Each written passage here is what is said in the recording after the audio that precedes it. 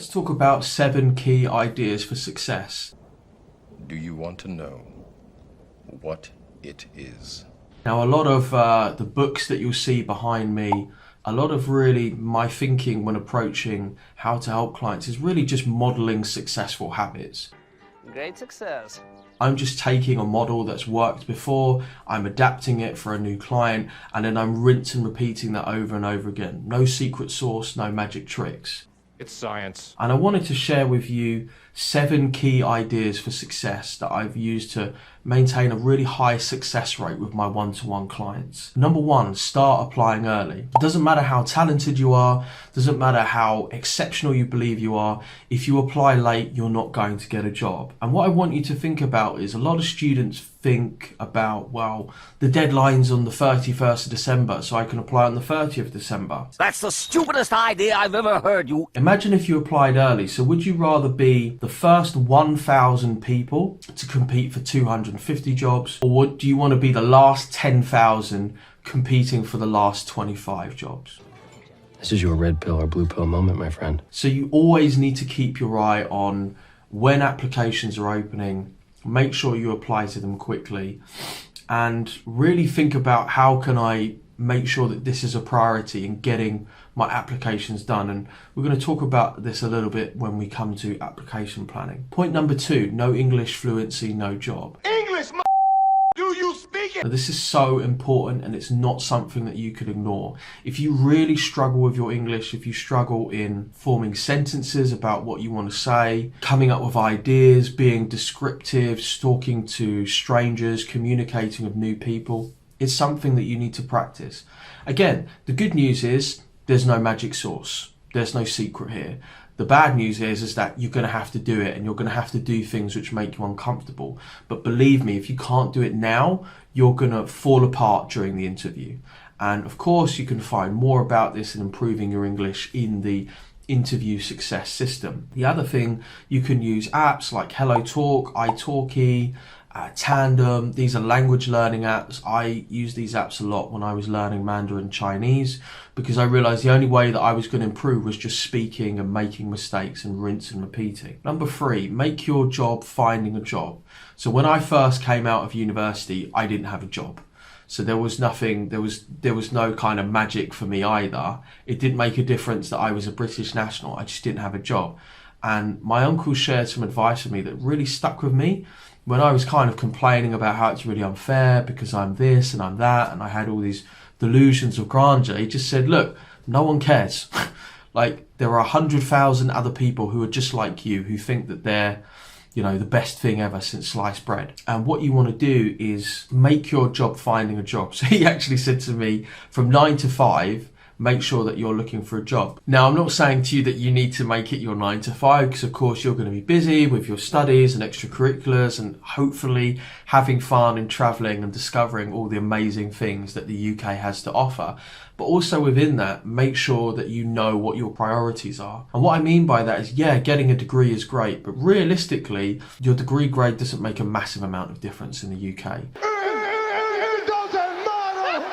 So really, you want to be focusing as much time as you can on finding a job and doing that as early as you can. Number 4, quality beats quantity. Don't get caught up in the myth of one-click applying. It's a trap. One-click applying is super easy through LinkedIn, through Indeed, and through lots of other job boards. And it kind of seems like a really cool idea, right?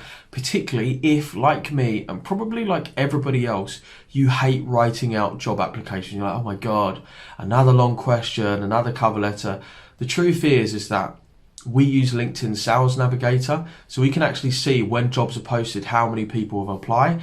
And if they're one-click applying, you might have 250, upwards of 1,000 applications in a day, which is just crazy, because if it's easy for you, it's going to be easy for everybody else. What that means is try and concentrate on making some quality applications, taking the time to fill in the forms, and remember that it will get faster. We tend to find the first 3 to 5 are a bit slow, a bit clumsy, but after that, you'll really get into the groove and start speeding up. Number 5, schedule in practice. As you go through the application process, you've not only got the process of applying itself, so finding the jobs, applying to the jobs, but also you're practicing for online tests, you're practicing your interviews, you're doing assessment centre practice. The whole thing is pretty time consuming. So what that means is you need to set aside some time each week where you're just dedicated to doing some practice. We tend to say to clients 30 minutes a day, bearing in mind this is something that's going to be super important to you and really is the sort of pinnacle of what you've been seeking to achieve for some of you since you were quite a young person within your educational journey. It's the end of a 10-year journey and then all of a sudden you don't put the time in. So make sure you put the regular time in to do that. Also accept that from point 6, it's a marathon and not a sprint. So very often we have to warn our clients to say, look, you're getting burnt out, you need some time off. If you find yourself getting angry, frustrated, despondent, depressed, just not kind of being your normal, happy, joyous self, this might be a warning sign for you that you need to take a step back. You're potentially just teeing yourself up for burnout. And it's not always the case of doing more is better. Sometimes just take a half a day, take a day, go and do something fun. And remember that this isn't going to happen in a couple of weeks. It's a months long process. It really is.